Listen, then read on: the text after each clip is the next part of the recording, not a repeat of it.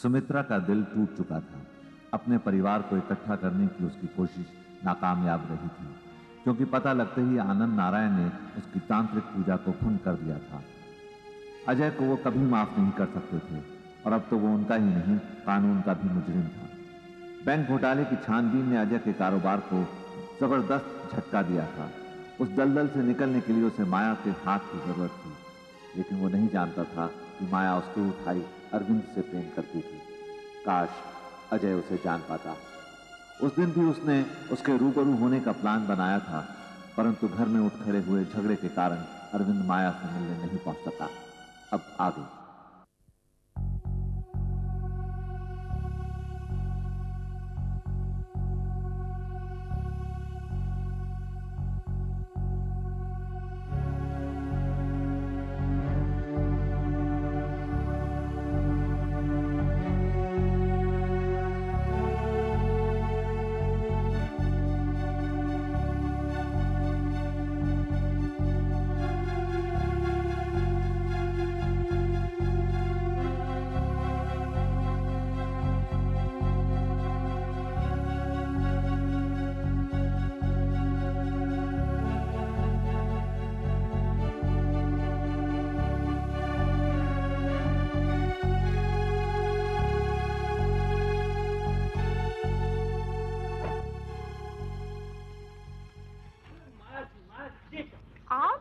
वापस जा रही हैं और आपके वो दोस्त?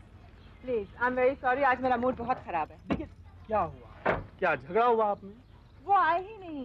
देखिए ना, कॉन्सर्ट भी शुरू हो गया होगा। आई एम श्योर कल का बदला ले रहे हैं वो, but this is not the done thing. कुछ और इंतजार कर लीजिए, हो सकता है कहीं किसी जरूरी काम में फंस गए हों। ऐसा भी क्या काम? मेरा कितना मूड था कॉन्सर्ट सुनने का, सोचा था आज की शाम तो। देखिए इस तरह अपना मूड मत खराब कीजिए। हो सकता है आज की शाम हमारे किस्मत में लिखी हो, वरना ये तीसरी टिकट कहाँ से मिल जाती। मैं तो अकेले ही आया था कंसर्ट सुनने के लिए, लेकिन मुझे क्या पता था कि आपका साथ मिल जाएगा। आइए प्लीज, अब मेरा मूड नहीं बनेगा। नहीं, आप अभी से ऐसा कैसे कह सकते हैं? हमें एक मौका तो दीजिए प्लीज। देखिए, मैं शर्त लगाता हूं कि आज के शाम आपकी सबसे हसीन और सबसे खूबसूरत शाम होगी। हार जाएंगे आप। और अगर मैं जीत गया तो आप क्या हारेंगे? जो आप चाहेंगे। बड़े जिद्दी हैं आप। आइए।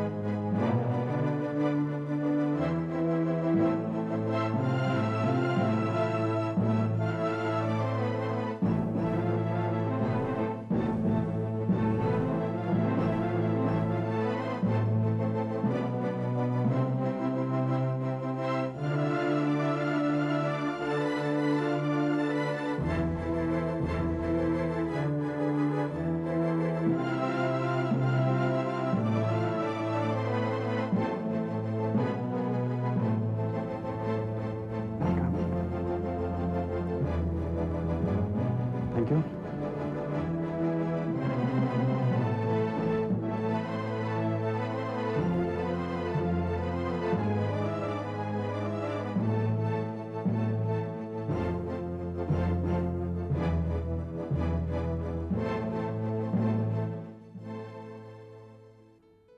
Wow, thanks.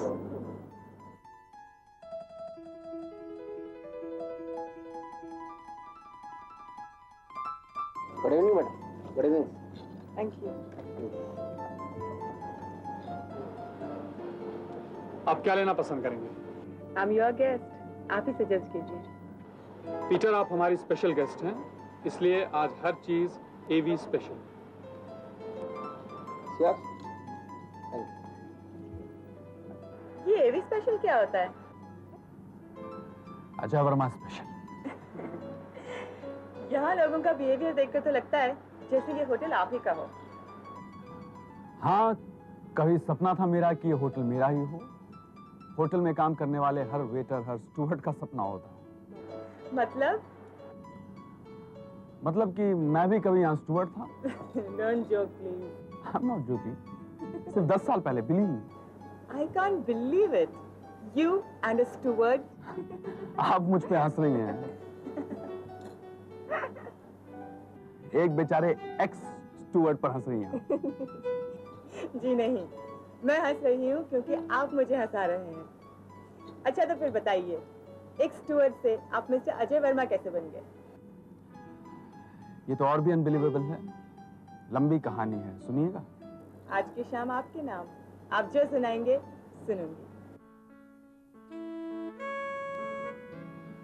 तो सुनिए, उस जमाने में इस होटल में मेरे कॉन्कॉक्शंस बहुत मशहूर हो गए थे। दूर दूर से लोग यहाँ आते थे। एक दिन एक अरब आया, अलादीन नाम था उसका। वो जादुई चिराग वाला? हाँ। सुनिएगा तो मान भी जाएगा कि वो जादूगर ही था। मैंने उसे अपनी बावर्ची पने के गुण दिखाए, उसे कई सारी डिशेस ट्राई करवाई, कुछ उल्टे सीधे मसाले, कुछ जली या तो पकी सब्जियां वगैरह वगैरह। अलादीन खुश होकर जाते हुए बोला, मौका है मांग ले, जो मांगेगा मिल जाएगा। और आपने मांगा ये रेस्टोरेंट जो उसने निकाल कर दे दिया अपनी झोली से? जी हाँ, मगर पहले उसने पूछे मुझसे 3 सवाल, जिनका मुझे सही जवाब देना था। क्या वाकई? क्या सवाल थे वो? पहला सवाल यह है कि वो कौन सा स्टेशन है जहां कभी कोई ट्रेन नहीं आती, कोई मुसाफिर नहीं, मुसाफिर खाना नहीं, रेल नहीं, रेल के ट्रैक्स नहीं। बताइए, बताइए ना। It's really difficult. आपने क्या जवाब दिया? वो स्टेशन है police station. Oh my God. और दूसरा? तो कौन सा बार है जो सप्ताह में कभी नहीं आता?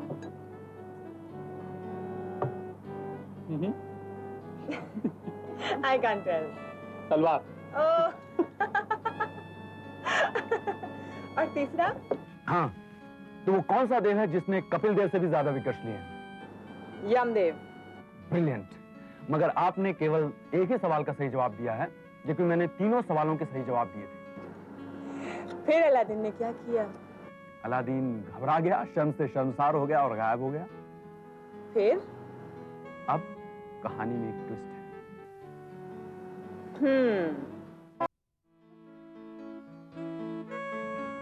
जिस कुर्सी पर अलादीन बैठा था, मैंने देखा वहां एक सूटकेस रखा हुआ है। 500 रुपयों के नोटों से भरा हुआ सूटकेस। और आपने वो सूटकेस उठा लिया और एक मामूली स्टूवर्ड से करोड़पति बन गए? नहीं नहीं नहीं, इतनी जल्दी नहीं। मेरे हाथ में सूटकेस था नोटों से भरा हुआ और आसपास सब करोड़पति बैठे थे। मुझे लगा मेरी मंजिल पास है। मैंने सोचा कि चुपचाप घर जाऊं ये पैसे लेकर और वहां से एक अमीर आदमी बनकर वापस आऊं और इन सारे करोड़पति लोगों के बीच में बैठ जाऊं। लेकिन माया जी, गरीब आदमी के एक बड़ी कमबख्त चीज होती है, उसका ज़मीर। बस मेरा ज़मीर भी जाग उठा। बोला, अजय उठा ये सूटकेस और जमा करा दे पुलिस स्टेशन में। मैंने सूटकेस उठाया ही था कि सूटकेस से आवाज आई, पागल क्या कर रहा है ये? तू तो करोड़पति बनना चाहता था ना, आसपास बैठे करोड़पतियों की तरह। अगले एक दिन इनको भी ऐसा ही सूटकेस मिला था, तब इनका भी ज़मीर जागा था, लेकिन नहीं सुनी इन्होंने उसकी आवाज, इसीलिए आज ये करोड़पति है। माया जी, मैंने भी अपने ज़मीर की आवाज नहीं सुनी, क्योंकि मुझे सूटकेस की आवाज ज्यादा पसंद आई।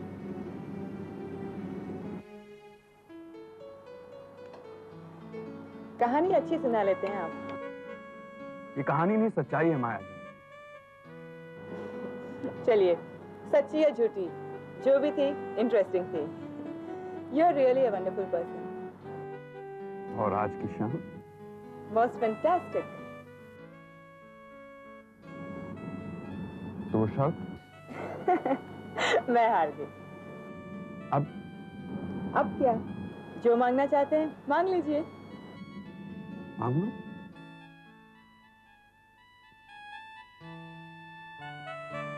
चलिए छोड़िए, जाने भी दीजिए। आज ये शर्त उधार रही आप पर। मांगेंगे जरूर, मगर आज नहीं, फिर कभी।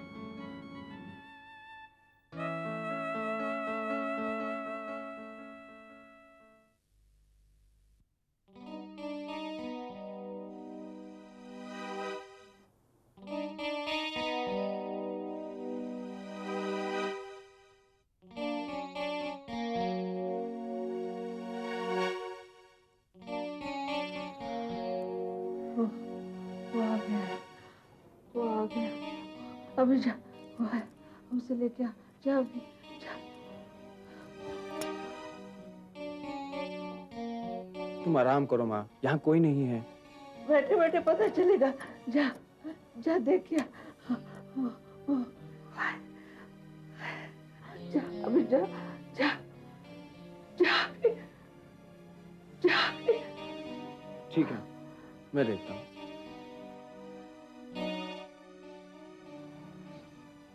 माया, आई एम सॉरी। तुम्हें बस यही कहना आता है अरविंद, आई एम सॉरी। क्योंकि तुम्हें कुछ और समझ ही नहीं आता है माया। जी हाँ, समझ का सारा ठेका तो आपने ले रखा है ना, बाकी सब तो ना समझ है, बच्चे हैं। कम से कम इस वक्त तो तुम बच्चों जैसी बात कर रही हो। मैंने एक बार साफ साफ बता दिया कि मेरी माँ की तबीयत अचानक खराब हो गई थी। मेरा उस वक्त आ पाना ना तो मुनासिब था, ना ही मुमकिन। और मैं जो वहाँ लैंप पोस्ट की तरह खड़ी रही, वो मुझे अफसोस है माया कि मेरी वजह से तुमसे कंसर्ट मिस हो गया, बस। जी नहीं, मैंने कोई कॉन्सर्ट मिस नहीं किया। ठीक है, मुझे अफसोस है कि मेरी वजह से तुम्हें कंसर्ट में अकेले बैठना पड़ा। जी नहीं, मैं कॉन्सर्ट में अकेले भी नहीं गई थी। तुम क्या समझते हो, सिर्फ तुम ही एक दोस्त हो मेरे? नहीं, ये तो मैंने कभी नहीं कहा। तुम्हें दोस्तों की क्या कमी है माया? तुम खूबसूरत हो, अमीर हो, कल्चर्ड हो। मगर फिर भी तुम्हें तो कोई कदर नहीं है मेरी। माया, तुम मेरी बहुत अच्छी दोस्त हो। You understand? तुम मेरी बहुत अच्छी दोस्त हो, मैं तुम्हारी बहुत कदर करता हूँ। मैं तुम्हें बहुत okay Maya, look, I don't know.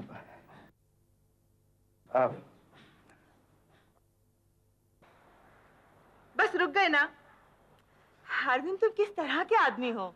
You are still not sure. You are not at all romantic. तुम्हें याद है आज तक तुमने मुझे कभी भी कहा हो I love you? माया, सिर्फ कहने से ही कुछ होता है क्या? तुम फील नहीं करती?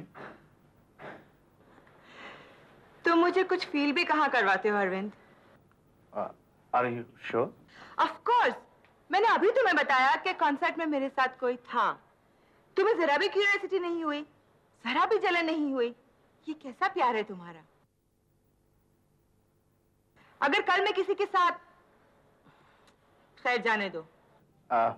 माया, लेट्स डू वन थिंग। मैं तुमसे कल मिलता हूँ, ठीक है? मैं सारी बात करूंगा और तुम्हें सारी चीजें समझा दूंगा और समझ भी लूंगा, ठीक है? Okay, bye bye.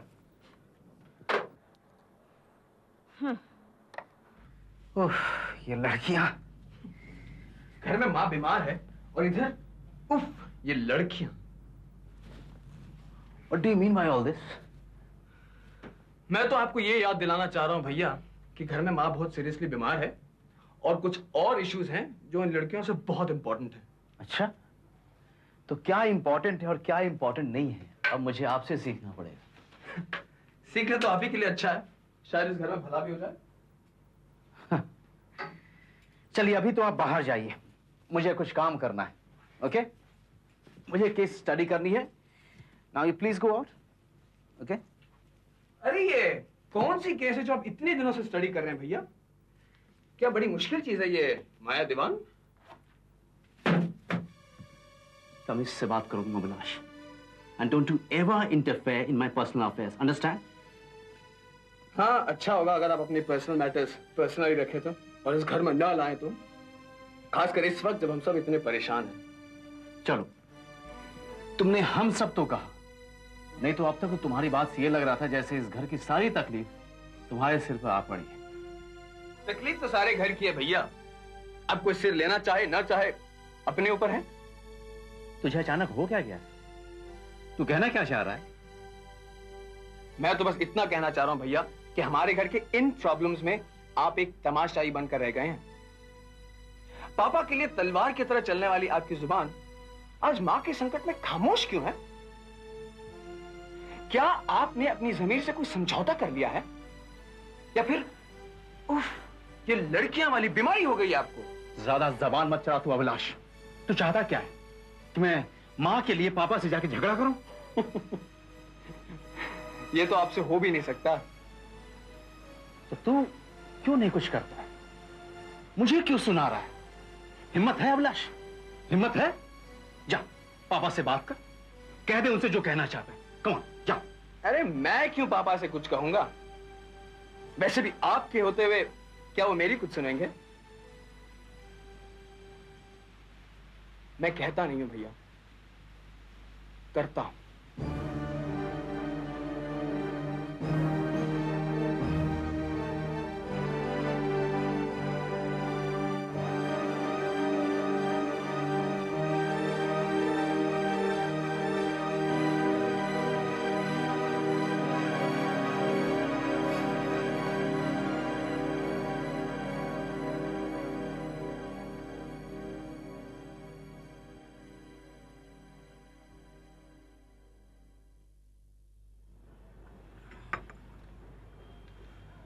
तुम्हारी स्थिति मैं समझ सकता हूं अभी,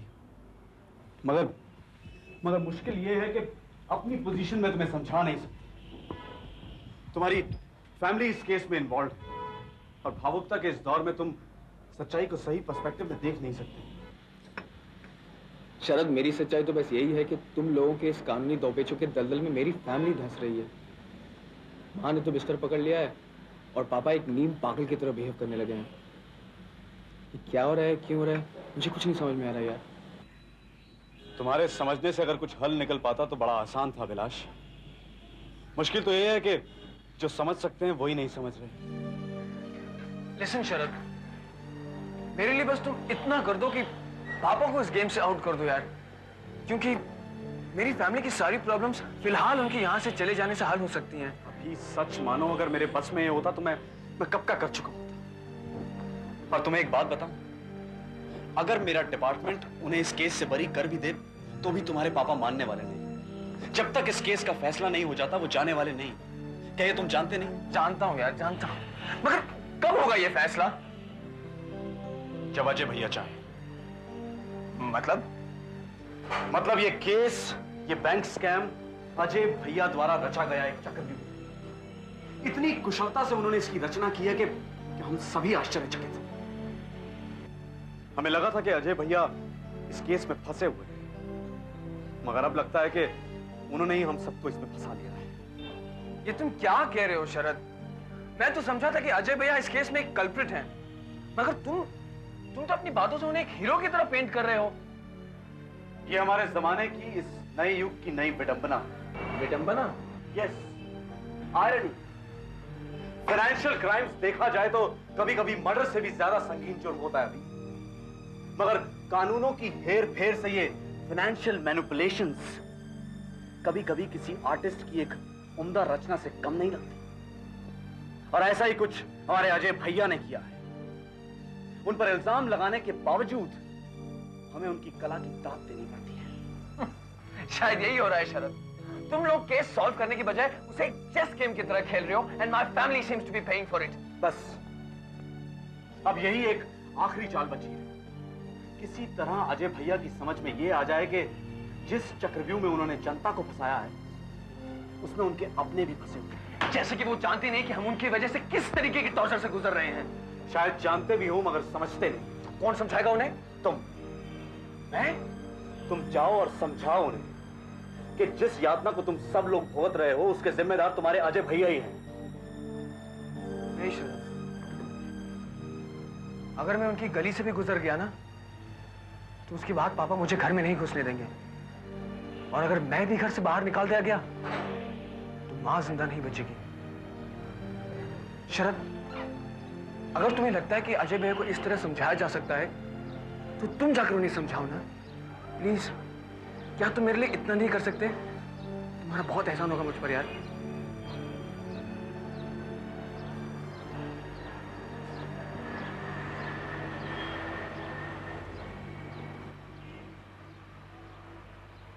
नहीं, अभी इस केस में मैं किसी के लिए कुछ भी एहसान नहीं करूंगा। मैं वही करूंगा जो मेरे ड्यूटी के दायरे में होगा और मेरा फर्ज है।